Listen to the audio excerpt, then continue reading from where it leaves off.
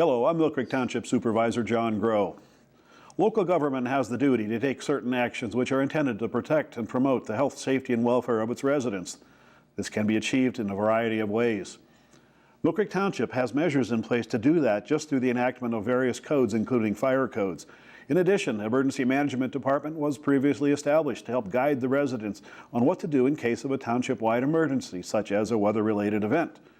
To discuss these matters and what the township is doing to hopefully make your lives a bit safer is Emergency Management Coordinator and Fire Code Official Matt Exley. Matt, welcome to the program today. Hi, John. I know you wear many hats, and your job encompasses numerous safety-related concerns for the residents. Let's start with what your department actually does there, which we know it does a lot there. So give us just a brief overview of fire codes and also emergency management. So sure. Give me a rundown on that. So we're the big picture guys, and what we look at is not only on the fire code side, but on the emergency management side. Mm-hmm. We look at the large picture of things and how maybe little things can affect daily responses. So on the fire code side, we're looking at buildings, making sure that they're safe, that we're not causing conflagrations. Right. And on the emergency management side, we're planning for large-scale emergencies and disasters that maybe might overwhelm single resources within the township. Sure. So it's not that we're not hoping for a disaster, but we're planning should there be a disaster, because it's vital. We have 53,000 residents in the township, and then not to mention those who are traveling through there or visiting. What should we do in case of, like, say, a weather event, that sort of thing? So this is what your department handles, is planning for those things, the preparedness portion of it. Absolutely. And we, it's vital, like you said, because of the number of people that we have come through. We're larger population-wise than some counties in Pennsylvania. Okay. Now, I understand, of course, with emergency management, you also get involved with large-scale events. It's not so much a disaster, but planning for other things. For example, something maybe at Presque Isle. You have a role in, providing emergency services, getting things coordinated with the Presque Isle State Park Police and so on. Tell us a little bit more about that. People might need to know or want to know that, you have a role in what goes on down there. So. Yeah, absolutely. Coordination's the name of the game. Right. And basically what we do is, again, we're the big picture guys. Yeah. So we bring together fire, police, the park rangers, lifeguards, all those folks, even up to, we take part in tall ships, for example, so we involve the Coast Guard and whatnot. And we make sure that all those agencies are talking with each other, and that if we have any sort of event, whether that be a normal medical emergency to a terrorism event to a severe weather event, that we know how to reach out to people, warn them, and get them to safety. Yeah, get them off of there. For example, I remember 2 years ago we had the Steely Dan concert down there at Presque Isle, and it was a great event. And of course, we saw the presence of the Emergency Management Department along with the Westlake Fire Department. And it wasn't because there was any fire, but should there have been something like that, the response time to get down there is really crucial in that, especially when you got an assembly of people of that size in a confined area like that. Although it wasn't really that confined, but still a lot of people in that one area there. Should something happen, it's always good to be prepared for that there. So, right, and we look at anytime we have a large amount of people in one area. The peninsula is a perfect example. We have one way on, one way off. Right. We make some of the contingencies that we make are. If we have somebody who's seriously injured, say at Beach 11, how do we get them off? Because it may be an hour drive to Hammett from Beach 11. Right. We have agreements in place where we can put them on a Coast Guard vessel and get them right across the bay. Landing. Yes. So we coordinate those kind of things, even to the extent of, we have to have plans in place that, God forbid, we would ever have to evacuate the peninsula on a busy weekend. We may have to turn Peninsula Drive into contraflow and have all 4 lanes going outbound. Right. That's our job, is to come up with those large plans for things like that. My memory doesn't serve me too well on this, but wasn't there, and I'll get onto the tornadoes, we're of course in violent weather season right now. Actually, you never know with Erie weather if we're ever, if there's ever not a season of bad weather or the potential for it. But we had a tornado down at Presque Isle State Park a few years ago, if I recall. We did. And Was that during the daytime or was that at nighttime? That was, I believe, during the daytime. I Okay. took out the feather down there. Right. You know, a lot of people don't realize that we can get that kind of severe weather Right. around here. Yeah. Everybody knows Albion. Of course, we yeah. obviously remember 1985, everything that happened yes. there. Yep, 30 Yep. years ago last year. Right. But, you know, even though the lake protects us a little bit, we still do see our fair share of severe weather. Right. So the potential, I know I've been down at Presque Isle, and I've said this before on other programs that my wife and I and our family, we go to Presque Isle State Park quite often, and we love it down there. And we've been down there when there's been rainstorms and violent thunderstorms. Never been there when there was a tornado, but still, it is crazy getting off of the beach. You're just running for shelter. Of course, you know, first thing is you get into your car, you know. But it is great to know that there are plans in place should there be a disaster like that. Should the road ever become closed, that you can't, it's not passable, that sort of thing. Yep, so absolutely. yeah. Let's change gears a little bit here. Understand, of course, one of your roles is a fire code official, and that's, I think, is your primary role in the township as a fire code official, but still the emergency management has an equal part of it, I think. What's being done as far as the fire code in your role as fire code official? Who do you work with, and you know, what are those things? If you can touch on that a little bit. Sure. We do a lot of administration, and so what we administrate is the fire code, exactly like you described. And what we look for there is we look for you know, making sure the buildings are safe, making sure that people are abiding by our burning ordinance, for example. We also work very closely with our 5 volunteer fire departments that are within the township. And we make sure that all of those folks can work together. And what we try to do is, again, the coordination is the key. We try to coordinate all of them together so that we can make things better for the residents. In addition to that, my department oversees our township incident response team, which is pretty unique. Well, it was very unique for the area, and then other municipalities have started to copy our model. So it's been very successful. Yeah, that's the incident response team is also known as the 929 team, and which I'm a part of. Which, you know, really, I'm not a firefighter. I'm just there to help out whatever way I can, direct traffic, go get water, or whatever it might be. It's, you know, when I'm able to get off and help you guys out on things.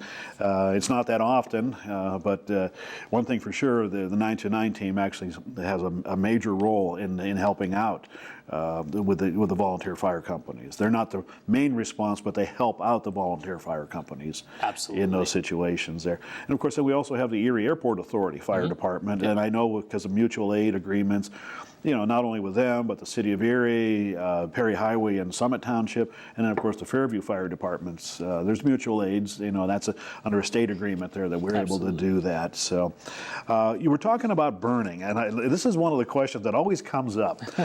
What are the burning regulations in Millcreek Township?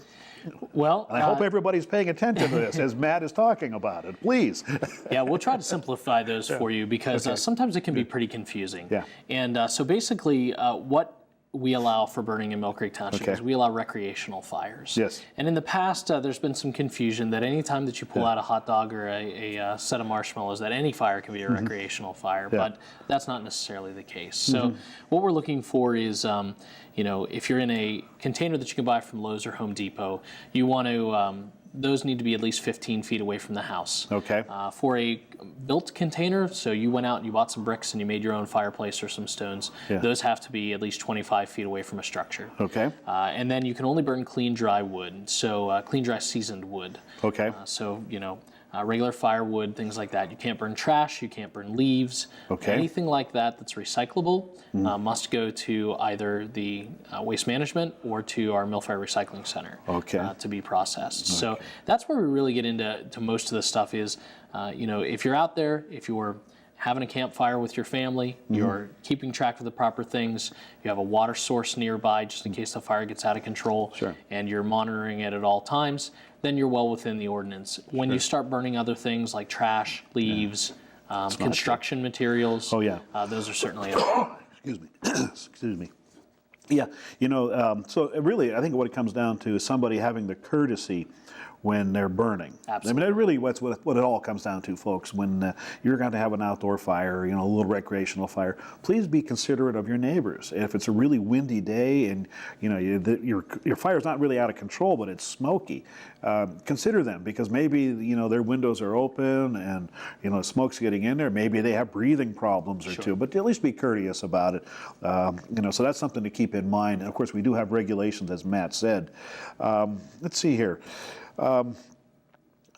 I've seen these out, and I'm sure other people have seen them too, that they call them a sky lantern, and I'm sure you people know what I'm talking about. It's like a candle inside of a bag, and it goes up in the air, and it lifts, and it flies away. What are the rules on that there? Well, they're very beautiful. Yes, they are. They're really neat to see, but they got to be a problem too, I think. They are. Or a potential problem, I think. Anytime you put, those papers are coated in a wax, a flammable material, and anytime that you put something that's uncontrolled, that's burning, floating in the air, that creates a problem for us as fire officials. So actually this year with the newest codes that are out, they actually regulated those. And before those weren't really regulated much, but the new International Fire Code places a prohibition on those sky lanterns. You can have the sky lanterns if they are tethered. So you must have them, tethered all the time. The reality is that really never happens. Right, I was going to say, So basically, sky lanterns are not allowed, and we worry about this specifically in Millcreek Township. You mentioned the Erie Airport Authority. Right. I've seen them quite a few times where folks light them off, they get up in the air, the wind blows them in a different direction, and we worry about them either coming down onto somebody's house or property and catching fire, or we have a large flight path across Millcreek Township, getting sucked into a jet engine, for example, as they're coming in on approach. It may stop the engine, and then you got an airport disaster. Then, So we were when this came out this year for the sky lantern ban, if you will. Again, that was an international code that was changed, not a specific township one, but that kind of is helping us to prevent those kind of problems. Right. So, although they are beautiful to see, they still pose a potential problem for the residents and for the community in general. I mean, who knows? You can launch it in Millcreek; it may land in the city of Erie whatever the way the winds are blowing there. So, and the other thing to mention with those is if that ever did happen and it was ever able to be traced back to an event or anything like that, certainly people could be charged for negligence with that. So sure, okay. Let's talk about smoke detectors, and of course we all know the importance of smoke detectors.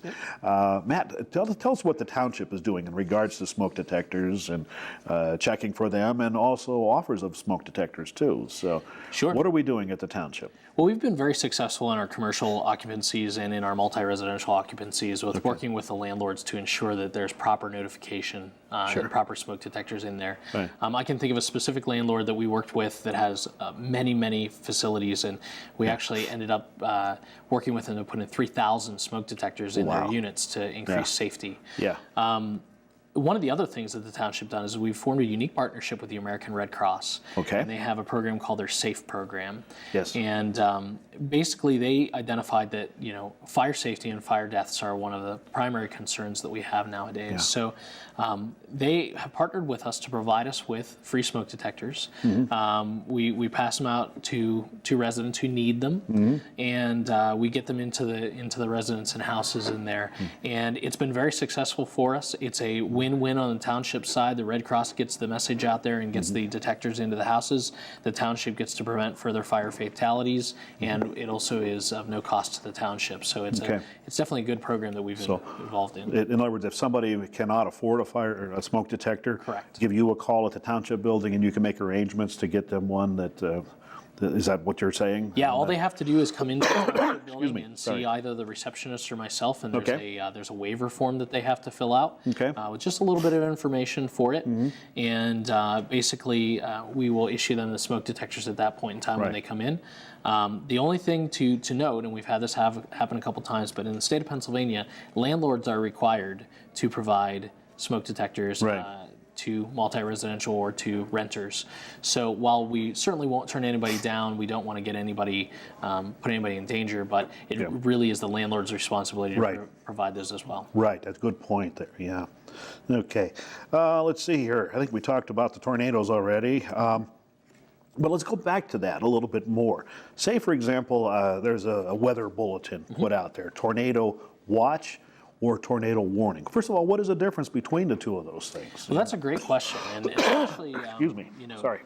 Nowadays, a lot of people don't understand those anymore. Okay. So a watch basically means just that. You need to keep an eye out for it. Conditions may be right for something to happen, whether it's a tornado watch, severe thunderstorm watch. A warning means that it's imminent, or that it's been seen on radar, or that a police officer or firefighter has actually physically seen a tornado. Okay, so we have the warning network. You get your alerts on your cell phones. You might get them across your TV screens. What should we do? Say I'm at home. What should I do? And there's a tornado warning that comes out. What should I do? What's the first thing I should do? So the first thing, regardless of where you are, is you want to seek out sturdy shelter. Okay. So if you're in a regular house, or say in our office in the building, you want to go to the lowest level of the house, preferably below the ground. Okay. If you don't have a basement, you can't get down there. Go to the furthest interior room, preferably with no windows. Bathrooms are usually built in the center of the house, so that's a good place to go. If you're in a mobile home, you want to get out of the mobile home and seek shelter at some other sturdy structure. Right. Worst case scenario, you're outside or you're in a mobile home and you can't seek shelter in a sturdy structure. We recommend that you get to, say, a culvert or a ditch or something like that, and get as low to the ground as possible and cover yourself up. Right. Now, one of the things we want to remind people that have been, you've seen it on TV, you've seen it in several different places. You see people pull over to the side of the road and take shelter up under overpasses. Yeah. And that's been proven time and time again to be death traps. Yeah. So we certainly don't want to encourage that.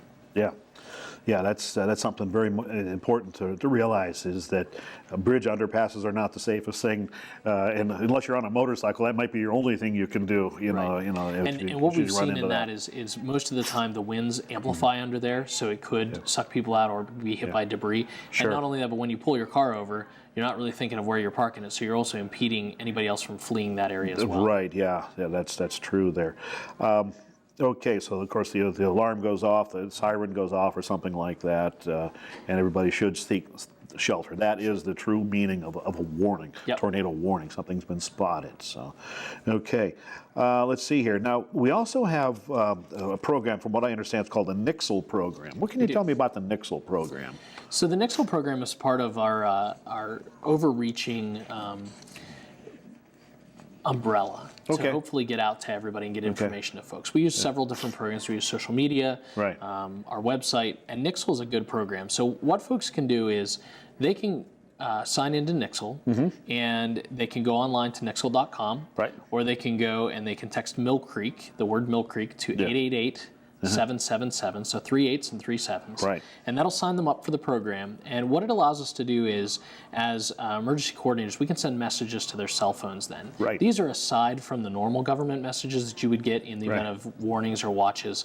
They may not reach that level, but a good example is we had West 12th Street closed the other day. I was just going to say that. For a motor vehicle accident. That's right, that would not reach the level of what we could do as far as a warning event. However, we still wanted to let people know about it. So those folks that signed up on Nixle, we were able to send out a message from the scene, letting them know to avoid West 12th Street, and it hopefully keeps them from ruining their day. That's correct there. Yeah, because a lot of times it'll be like a traffic advisory or something that maybe their route of travel to go home or wherever, that it's going to be impeded somehow. And so that's a great way of doing it. I know with PennDOT, they now have the signs on the interstates that say road construction from this exit to this exit, stay in the left lane or something like that. So here we have one where 12th Street was closed, and this was just in the last couple of days. I know I received that notice on my phone too. I'm part of the Nixle system too, and folks, if you have a cell phone, sign up for that. It really can save you a lot of grief in the long run, especially for things like that right there. So, and it's a big part of our Storm Ready program as well. Okay, Matt, what else? And let's talk a little bit about fire codes itself there. In general, what things can we do at home besides smoke detectors? What can we do from a fire code, building code standpoint, to make our homes a little bit safer? Well, certainly you want to make sure that anytime that you have any work done, that you hire reputable contractors Right. for those, Okay. and they're going to know the codes that they have to come up against. Okay. And what we make sure is when they're finished with those, that they have met all those requirements. Right. Some of the things that you can do as a regular resident is ensure that your smoke detectors are working. Right. Make sure that you don't have too many outlets overloaded. Right. Power strips can be a big problem. Right. We're getting out of the winter season, but we saw a lot of fires last year with space heaters that were causing problems. And now we're going to start moving into the air conditioning season where, that air conditioning cord just isn't quite long enough. So we're going to put an extension cord onto it, which may not be rated and could cause a fire. And another big thing that we've seen recently is carbon monoxide issues. So we used to recommend carbon monoxide detectors, but recently with the new updates of the codes, they're now required. They're a requirement now, So the codes are advancing as far as what's required as far as safety. Of course, also highly recommended, I don't think it's required yet, a fire extinguisher in the kitchen. Absolutely. Always a good idea to have that. Yeah, and you should have those within, we recommend one on every floor at least. And within a reasonable distance to your any kind of fuel-fired appliance. Right, so you don't want to have it hidden behind the pots and pans, underneath everything. You want to have it where it's accessible. That way you can get at it real quick should you need to. How about means of egress? So, your door is coming in. How about your bedroom windows? That's always a good thing to make sure that they're operational. Should you have to get out, that might be your last chance to get out of the building. Absolutely. So making sure that window operates, and it's big enough too to get you out. Right, exactly. Yeah. And with me, I don't know. It's kind of tough to tell. And we do a really good job in schools. Teaching kids how to get out and all that kind of thing. And, But we sometimes forget that when we get to a teenager age or an adult age, we don't really go back and tell them a lot about fire safety and practicing safety plans. And I'll give you a perfect example of how young you can do these things. My kids are probably the best trained in the township as far as I would hope they are. How to get out of a house fire. But we do regular trainings where I'll set off the smoke detector and see if the kids know what to do. And at 2 years old, my son, my youngest son, the minute the smoke detector went off, he knew to get on his hands and knees and crawl out the front door and go to the meeting place. So it's never too young to start that. That's good. The other thing that we've found, both in adults and in children, is that you have to test your smoke detectors on a regular basis and practice those drills because, and I actually did this with my own kids. It's rather embarrassing, actually, but we went in and set off the smoke detectors in the house. None of them woke up. And even though they had practiced over and over again, none of them woke up. It took them 12 minutes for them to recognize the smoke detector and get out. Because we had practiced the smoke detector over and over again during the day, but at nighttime they're in a deeper sleep and their body just really didn't recognize that sound at night. So there are other things. We installed actually one that has my voice on it now. And when the smoke detector goes off, it says my kids' names and it says, "Get up, there's a fire. You know what to do. Go to the front, go out the front door and meet at the tree in the front yard." So there's different ways around that, but you definitely need to practice those. Practice in the homes. So Absolutely. what was the old acronym? Edith. Exit drills in the home. Yes, Absolutely. I remember that there. Okay. Hey, just one more thing in our final few minutes here. We, of course, one of the things that you've been handling a lot is getting rid of blighted buildings or taking action on that. We've had a lot of good successes with getting rid of some undesirable buildings that are no longer serve a useful purpose. There's other ones out there that we're still working on. Can you give us a rundown of like which ones? And of course, there's other ones that were run down, but as far as their usability, but they've been refurbished in one way or another. There, what can you tell me about that as far as your efforts in getting rid of these blighted buildings? Well, it's certainly a long process. Of course. Usually, what we try to like to do is to encourage the owner to work with us to get rid of these things. And in most of our experience, we've been successful in that. Some of the examples that we've had are the Peninsula Motel. It was an eyesore for years on Peninsula Drive. And we worked with the owner over, it took us about 6 months to a year, and worked with the owner to be able to get that demolished. Another good example is we're working with an owner and a buyer right now to refurbish the old ski shop out on West Ridge Road by Wegmans. Yes. Run down for a long time. It's going to end up, I can't divulge who's going into it, but it's going to be a nice place when it's done. Right. I think that one of my proudest achievements was we worked with an individual on Glen Ridge that had some issues with the bank, and the bank basically let this thing go, and they weren't going to do anything with it. So we got involved and got the bank to get rid of the lien on the mortgage. A couple who was originally from Millcreek and lives in Girard now came in and flipped the house, and instead of having to tear it down, which is what we normally have to do with these buildings, they took a house that was an eyesore and a danger to the neighborhood, and with cooperation with my office, it sold within 4 days of coming back on the market. I took a tour of it the other day, and it was gorgeous. I think, you showed me the photos of that, and congratulations. That's one of those rare examples of what can happen when you do that. The point is that, folks, there are times that, the township is aware of many of these buildings that are in bad shape and dilapidated, but the owners have to realize that there unfortunately is a time that it's too cost prohibitive to do the work, and it's sometimes you got to say goodbye to these things. And the township will work with you on these matters.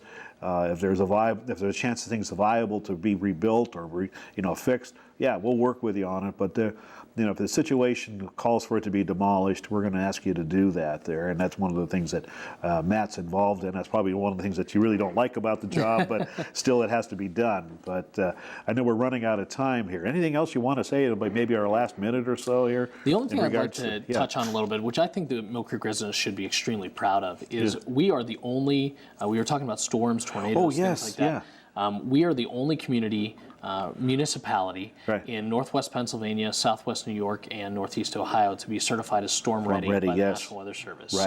We've gone through a lot of planning to know how to keep the community safe, how township workers are going to react to those sort of situations, and we have to go through this every 3 years, so we have to keep on top of it to maintain that certification. But it's definitely something that people in Millcreek should be proud of. And that's something that you have done, that you got us that designation on. There's a lot of hard work that goes into it, not only to achieve that level, but also to continue that level, to maintain that there. So my hat's off to you on that.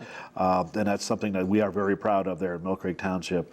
You'll probably see when you visit our township building, you'll see signs up there that says a storm-ready community. And so that's through the efforts of Matt and the Fire Code and Emergency Management Department at Millcreek Township. So I think we're just about run out of time, and I want to thank everybody for watching our program here. And of course, if you have any questions, the numbers for the township building, how to get a hold of Matt or myself, will be on it at the end of the program here.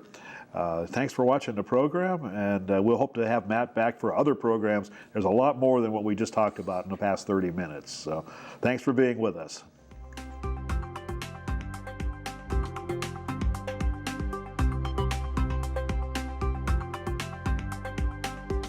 You're watching the Millcreek Government Channel, powered by WQLN Public Media.